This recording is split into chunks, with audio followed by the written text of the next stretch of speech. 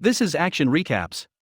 Today, I'm going to explain a drama, sci-fi, and thriller film called The Survivalist. Spoilers ahead. Watch out and take care.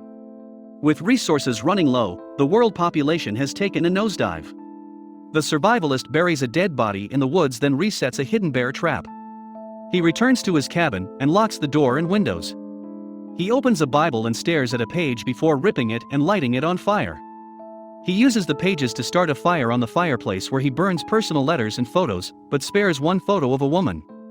After cleaning himself and eating breakfast the next day, the survivalist heads to the woods with a gun. He harvests mushrooms and plants crops outside his cabin. He continues his routine for weeks, leading to a self-sustaining life by farming and cleaning after himself, all the while watching out for intruders. However, his mind seems troubled with dreams and delusions of someone's hand on his shoulder when no one's around. He plays a harmonica and pleasures himself while staring at the photo he saved to cope with loneliness. However, he burns the photo the following evening. One day, he's woken up by a sound from outside the cabin. He immediately grabs his gun and checks outside, using a mirror to prevent getting exposed.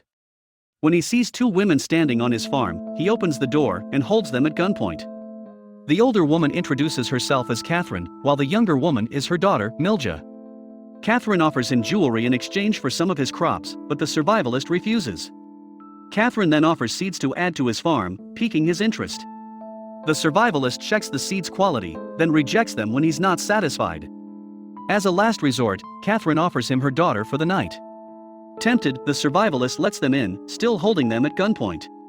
He takes their bags and frisks them, still seeing them as threats. At Milja's insistence to be fed first, he cooks them soup while they share information. The mother and daughter have been traveling alone, while the survivalist had been living in the cabin for 7 years. He used to live with his brother, but he died. After eating, he locks Catherine in the back room, but not before she asks him not to finish inside Milja.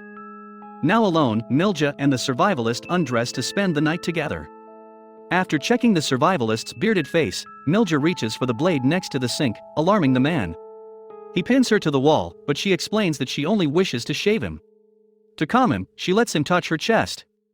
After their intimate activity, Milja goes inside the back room to be with her mother. The next day, Catherine tells the survivalist that Milja likes him. She asks if he'd like to continue seeing Milja, but he chuckles at it. Catherine offers to help him manage the territory, but he rejects it since he has managed on his own so far. He tells them to leave, so they pack up. After Catherine exits, Milja stays and gently soaks the survivalist's beard. She then carefully approaches him with the blade to shave him. He aims his gun at her stomach while she shaves his beard. Convinced, the survivalist allows them to stay, using Milja for intimacy again before allowing her to sleep next to her mother. While they help him with the crops, Catherine's eyes linger at his gun when he leaves it on the ground. Milja and the survivalist hang out by the woods, allowing Catherine to search the cabin, but she only finds a family photo. While alone, Catherine and Milja plot on killing the survivalist. One evening, Milja reaches for the shotgun shells from the survivalist's pants and hides them under the pillow while in bed with him. The next day, Milja hands the ammunition to her mother. Milja walks away from the cabin to allow her mother to perform the act. Catherine prepares to hit the survivalist with a shovel to steal the gun, but he finds another man's footprint from the soil, alarming them. Milja, who'd been cleaning herself in the nearby stream, gets captured by a drifter. Enticed by the young woman, the man touches her. The survivalist and Catherine rush to the stream, but only find Milja's discarded boots. The survivalist tracks them down into a clearing. He checks his pocket but finds that his shells are missing, disabling him from loading his gun. Milja and the drifter are hidden amongst the tall grass, just a few feet away from the survivalist. The drifter shoots him in the stomach and drags Milja.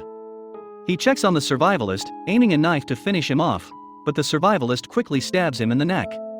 Catherine and Milja take him back to the cabin and tend to his wound. Catherine instructs her daughter to sterilize the blade to pry the bullet and cauterize the wound before bandaging it.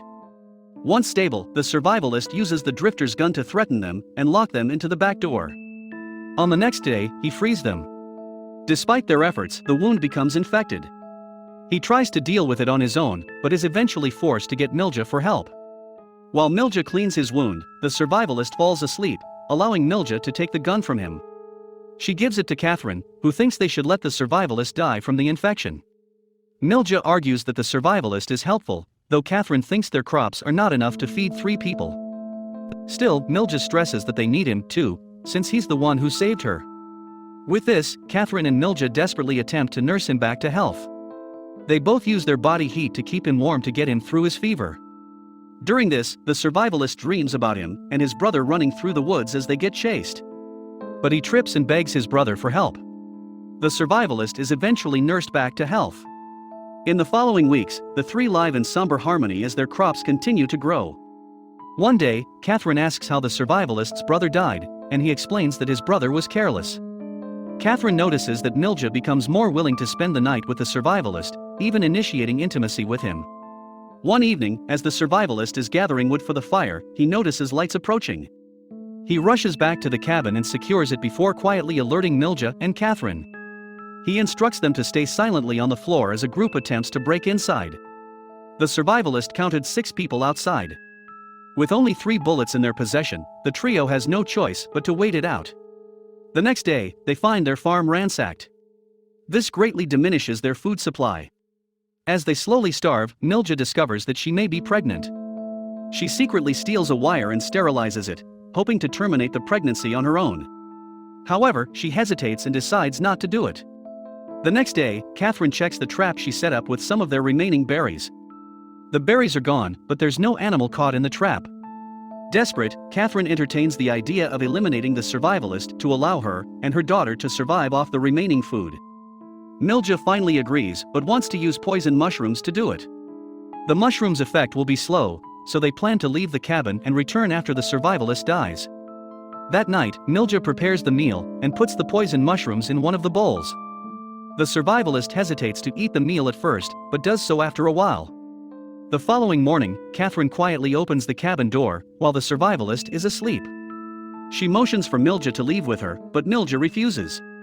When the survivalist wakes up, Catherine tells him that they're leaving, but Milja still refuses to go with her. Suddenly, Catherine vomits in the sink. Milja admits to poisoning her mother instead of the survivalist. Accepting her daughter's decision, Catherine goes to the woods with the survivalist. The survivalist loads his gun to give her a quick death, but Catherine refuses to waste the ammunition. Instead, she tells him to use his knife to cut her wrists after she's finished with her cigarette. While she smokes, she imagines him digging her grave and dragging her lifeless body into it. The survivalist allows her to die in his arms before burying her. On his way back to the cabin, he hears the bear. They ran to the woods, but he tripped. When his brother came to help him, he sliced him on the ankle, allowing him to get captured while the survivalist crawled away in the dark. Just like Milja, he did what he had to survive. That evening, Milja quietly lets the survivalist know that she's pregnant. The survivalist copes with the news the next day, while Milja mourns her mother by smelling her cigarette. One day, they harvest mushrooms together when the raiders return to their cabin.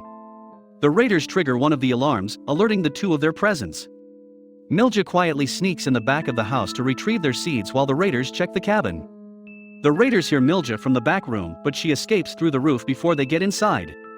The raiders chase them into the woods, and the survivalist manages to shoot and kill one of them.